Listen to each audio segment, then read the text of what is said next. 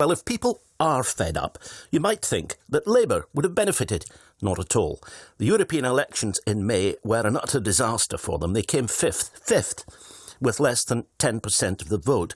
And when the Shadow Chancellor, John McDonnell, popped up in Edinburgh earlier this month to say that if the Holyrood Parliament voted for a second referendum, they should be allowed one, contradicting party policy and making the Scottish leader, Richard Leonard, look even weaker than before, which most people thought was impossible, he caused a tremendous fuss. Gordon Brown accused Mr McDonnell of falling into an SNP trap in search of a potential future coalition, and Ian Murray, MP for Edinburgh South, which he turned into the safest seat in Scotland in 2017, expresses the widespread Labour view that, to put it politely, the Corbyn leadership has no feel for the complexities of Scottish politics.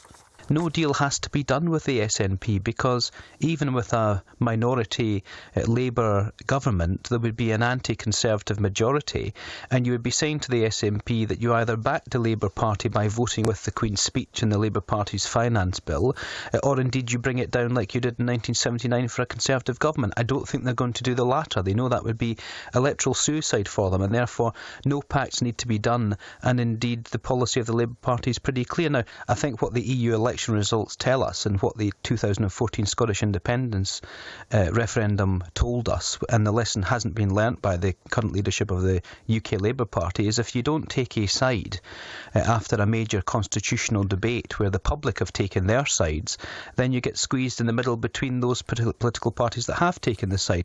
And for good measure, Mr Murray said that he knew as much about North London as Mr Corbyn did about Scotland.